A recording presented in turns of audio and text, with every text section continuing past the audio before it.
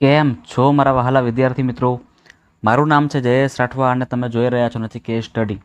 મિત્રો, આપણે શીખી રહ્યા છીએ અત્યારે ચેપ્ટર નંબર 4 દ્વિઘાત સમીકરણ, જેમાં આપણે સ્વાધ્યાય 4 સોલ્વ કરાવી રહ્યા છે. જેમાં આપણે ગયા વિડીયોની અંદર દાખલા નંબર 1 અને દાખલા નંબર 2 પૂરા કરાવેલા છે. દાખલા નંબર 1 અને 2 બંને મિત્રો આપણે અવ્યવીકરણની રીતથી ઉકેલ મેળવવાના હતા, અને હવે આપણે આ વિડીયોની અંદર દાખલા નંબર 3 કરવાના છે, જેમાં આપણે દ્વિઘાત સૂત્રની રીતે દાખલા કરવાના છે. અને જે મિત્રો ખૂબ જ સિમ્પલ છે, બરાબર ને? ખૂબ જ એટલે ખૂબ જ સિમ્પલ દાખલાઓ આવે છે આના, જે આપણે દરેક દાખલા સમજીશું અત્યારે. ચાલો જોઈએ. સૌથી પહેલું સમીકરણ આપણને આપેલું છે 9x² + 7x - 2. સૌથી પહેલાં શું કરવાનું? તો મિત્રો સૌથી પહેલાં આપણે ડીની કિંમત શોધવાની. ડી એટલે ખબર છે ને બધાને? ડી એટલે કે વિવેચકની કિંમત મેળવવાની. જો ડીની કિંમત બરાબર 0 અથવા 0 કરતાં મોટી સંખ્યા એટલે કે ધન સંખ્યા મળે તો દાખલો ગણવાનો. 0 કરતાં નાની સંખ્યા એટલે કે ઋણ સંખ્યા મળે ને તો દાખલો ગણવાની કોઈ જરૂર નથી. ચાલો, રકમ સૌથી પહેલાં લખી દઈએ ફરીથી આપણે કે ભાઈ શું આપેલું છે આપણે 9x² + 7x - 2 = 0. આમાંથી તમને ખબર છે ને એ, બી અને સી કોને કહેવામાં આવે? ડાયરેક્ટ સૂત્ર લખીએ આપણે કે ડી બરાબર b² - 4ac. આમાં બધી કિંમતો ગોઠવવાની આપણે હવે. તો માઇનસ આ બીની કિંમત કેટલી છે? 7 છે ને, તો અહીંયા 7 નો સ્ક્વેર ઓછા 4. એની કિંમત 9 છે અને સીની કિંમત -2 છે. અહીંયા આવશે 9 અને અહીંયા આવશે -2. જોજો હવે ખાસ 7 નો સ્ક્વેર કરો તો કેટલા આવશે? અહીંયા 49 ઓછા 4 × 9 × 2. 4 × 2 = 8 અને 8 × 9 = 72, એટલે 72 આવશે. પણ તમે ખાસ જોજો અહીંયા આ માઇનસ છે ને આ માઇનસ છે, માઇનસ તો પ્લસ થાય છે. અહીંયા 49 + 72 આપણે કરવાના છે. 9 ને 2 11, 7 ને 4 11, 11 ને 1 12, 121 આપણને ડીની કિંમત મળે છે. તો ડીની કિંમત આપણને ધન સંખ્યા મળી ગઈ છે ને, એનો સીધો મતલબ એવો કરવાનો કે અહીંયા આપણે દાખલો ગણવો પડશે, આપણે ભાગી શકીશું નહીં, બરાબર ને? દાખલો ગણવો જ પડશે આપણે અહીંયા. તો ગણી દઈએ છે, એમાંય કંઈ ચિંતા નહીં કરવાની.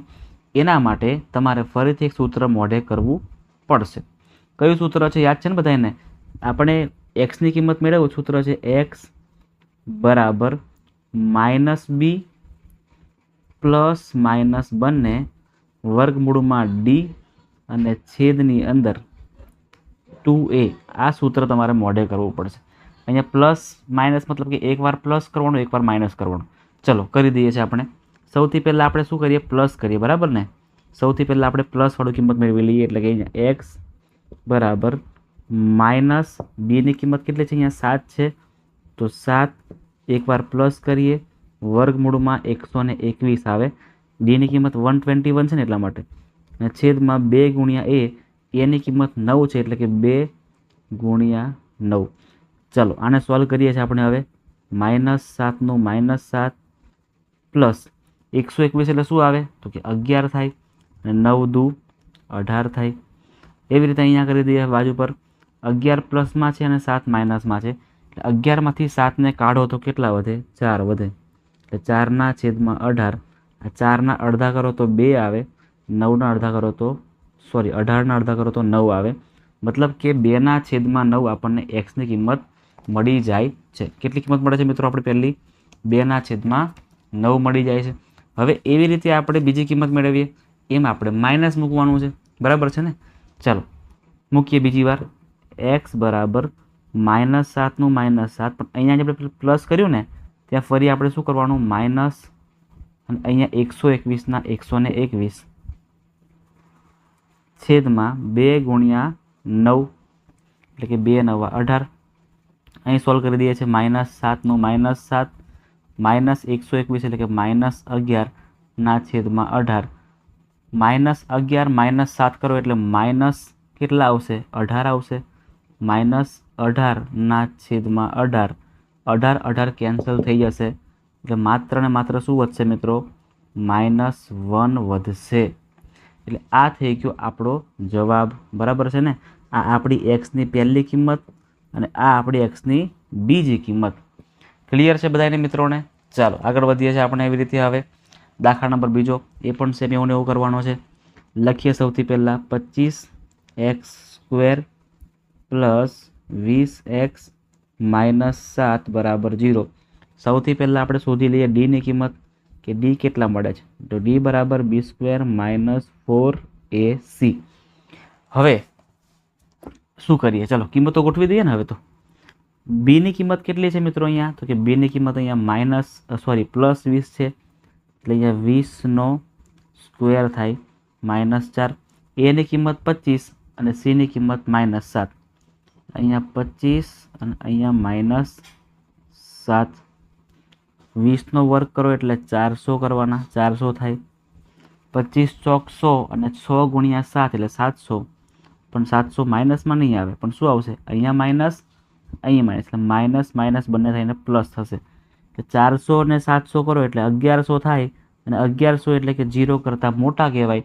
0 કરતાં મોટા કહેવાય મતલબ કે દાખલો આપણે ગણવો પડશે, દાખલો આપણે ગણવો પડશે. ચલો શું કરીએ આમાં, તમે ખાસ સમજો. આમાં આપણે શું બીજું કરી શકીએ છીએ. આપણને 1100 મળી ગયા છે ને મિત્રો. હવે 1100નું આપણે વર્ગમૂળ પણ અત્યારે કાઢી જ લઈએ છીએ, એટલે એક સંગાથે બંને કામ પૂરા થઈ જાય. કેમ ખબર છે વર્ગમૂળ કેમ કાઢવું પડશે? કેમ કે આપણે આગળ એક્સની કિંમત તો મેળવવાની જ છે, બરાબર ને. લખીએ છીએ આપણે એક્સની કિંમત, x બરાબર -b, એકવાર પ્લસ કરવાના, √d/2a. આવું નવું સેમ સૂત્ર મૂકીએ અહીંયા, કે x બરાબર -b. અહીંયા પ્લસ હતો ને, તો હવે શું કરવું પડે, અહીંયા માઇનસ, બાકી બધું સેમ ટુ સેમ, બાકી બધું સેમ ટુ સેમ. એટલે અહીંયા વર્ગમૂળમાં ડી આપ્યા છે, એટલે આપણે વર્ગમૂળમાં ડી કરવા માટે, વર્ગમૂળમાં ડી કરવા માટે આપણે ઓલરેડી અહીંયા આપણે કરી દઈએ છીએ, એટલે આપણને થોડુંક ઇઝી પડી જાય. ચલો કરી દઈએ. વર્ગમૂળમાં ડી બરાબર શું આવશે, ડીની કિંમત છે અહીંયા 1100. હવે શું કરીએ મિત્રો, આના ભાગલા કેવી રીતે પાડીએ કે ઇઝીલી આપણે કરી શકીએ છીએ, બરાબર છે ને. જો 1100 છે ને, તો એક આપણે કામ કરી શકીએ છીએ, 625થી કરો તો પણ થશે. આના ભાગ મિત્રો 25થી પાડો તો શું આવે છે, તો 25થી ભાગ આપણે કરીએ તો વધારે ઇઝી પડે. અને છેલ્લે 100 તો છે જ, બરાબર ને. 100 ગુણ્યા 11, તોય કંઈ વાંધો આવશે નહીં, તો પણ કંઈ જ વાંધો આવશે નહીં. ચાલો કરીએ છીએ આપણે 25થી કરીએ ને. 25 ચોક 100, 10 વધશે અને 25 ચોક 100, મતલબ કે 44 ગુણ્યા 25 કરો ને તો મેળ આવી જાય છે. 44 ગુણ્યા 25 કરો તો પણ મેળ તો આવી જ જાય છે. એના કરતાં હજુ એક ઇઝી કામ કરીએ, 10થી જ કરી દઈએ, એ વધારે ઇઝી લેશે. 10થી આપણે કરી દઈએ છીએ, બરાબર છે મિત્રો. ચાલો એક કામ કરીએ આપણે. 1100 છે ને, 1100, તો 1100 એટલે મિત્રો આપણે એક કામ કરી શકીએ, 1100ના ભાગલા પાડીએ, ઇઝીલી પડે એવા. તો 100 ગુણ્યા 11, ક્લિયર છે ને. આ વધારે ઇઝી પડશે એવું લાગે છે મને. હવે 100 છે ને મિત્રો, એ બહાર નીકળી શકે. 100નું વર્ગમૂળ કેટલું આવે, તો કે સાહેબ 10 આવે, બરાબર વાત છે, 10 આવે. અને 11નું તો કશું આવે નહીં, એટલે 11નું 11. એટલે અહીં આપણને મિત્રો √d ની કિંમત કેટલી મળે છે, તો √d બરાબર 10 √11 આપણે ઇઝીલી મૂકી શકીએ છીએ. ચાલો હવે શું કરીએ, તો કે હવે આપણે પાછળ લખી દઈએ સૂત્રમાં, આ બધી કિંમતો ગોઠવી દેવાની, બરાબર ને. સૂત્ર આપણે મૂકેલા જ છે અગાઉથી. હવે -b ની કિંમત કેટલી તમે જોઈ શકો છો, અહીંયા 20 છે, પણ અહીંયા માઇનસ છે એટલે -20 લખવા પડે. પ્લસ √d આપણને કેટલા મળ્યા, તો કે 10 √11. જોયું ને કેટલું ઇઝી પડી ગયું અહીંયા આપણને. એટલા માટે આપણે પહેલાંથી કાઢીને રાખ્યું. અને 2a, એની કિંમત 25 અને 2ના 2 એટલે 25 ગુણ્યા 2, 2 ગુણ્યા 25 કરો ને તો એ ચાલે. આવું નવું સેમ ટુ સેમ આપણે અહીંયા કોપી કરવાનું છે, પણ વચ્ચે ખાલી માઇનસ કરી દેવાનું. -20, અહીંયા પ્લસ છે તો અહીં શું આવશે હવે, -10 √11 છેદની અંદર 2 ગુણ્યા 25. ચાલો હવે આમાંથી કોમન શું નીકળશે, જો આ 20 છે અને આ 10 છે, તો 10 દુ 20 થાય ને, એટલે અહીંયા 10 આપણે કોમન લઈ લઈએ, તો અંદર શું વધશે, તો કે હવે -2 વધશે અહીંયા. તો 10 દુ 20 પ્લસ આ 10 તો બહાર નીકળી ગયા, એટલે માત્ર ને માત્ર √11 વધશે. અને છેદની અંદર 25 ગુણ્યા 2 કરો તો 50 થાય. એવું ને એવું સેમ અહીંયા કરવાનું છે. 10 કોમન કાઢી લેવાના, અંદર વધશે -2, અહીંયા -√11 અને છેદમાં 25 દુ 50. ઉડાવી દો અને હવે 10 પંચા 50, અહીં પણ સેમ 10 પંચા 50. હવે શું બચી રહ્યું છે? તો -2 પ્લસ √11/5. બરાબર છે ને? અહીંયા શું બચશે હવે ખાસ સમજો કે -2 માઇનસ √11/5 આ આપણી એક્સની પહેલી કિંમત અને આ આપણી એક્સની બીજી કિંમત થાય છે. તો મિત્રો દાખલો આપણે આવી રીતે પૂરો કરવાનો છે. તમને લાગતું હશે સ્ટાર્ટિંગમાં થોડુંક અઘરું, પણ અઘરું નથી મિત્રો, સહેલું જ છે આ. બરાબર ને? ખાલી ગણતરી તમારે થોડી મોટી મોટી કરવી પડે છે એ જ, બાકી વધારે તો કંઈ છે જ નહીં. સૂત્રો બેઠે બેઠા મૂકી દેવાના છે. બરાબર? ચાલો આગળ વધીએ છીએ.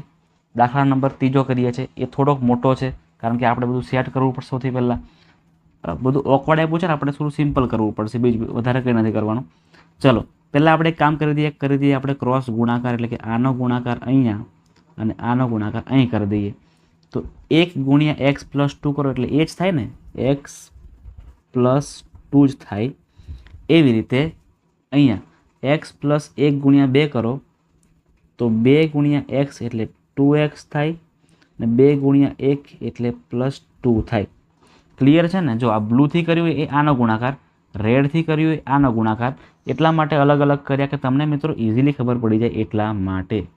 ચલો એવી રીતે છેદમાં છેદનો પણ ગુણાકાર કરવાનો, એટલે કે આનો અને આનો ગુણાકાર, એટલે x પ્લસ 1 અને x પ્લસ 2. અહીંયા જે છે ને એવું ને એવું રહેવા દો અત્યારે. 4/x plus 4. પહેલાં આપણે આને તો સોલ્વ કરી દઈએ આગળનાને, પછી એની વાત કરશું આપણે. ચલો અહીંયા x વાળું પદ અને અહીંયા 2x વાળું પદ બંનેને કરી દઈએ ભેગા, એટલે x પ્લસ 2x. એટલે અહીંયા બનશે આગળ 3x, 2 પ્લસ 2 એટલે +4 થશે. અને છેદમાં સોલ્વ કરીએ આપણે હવે.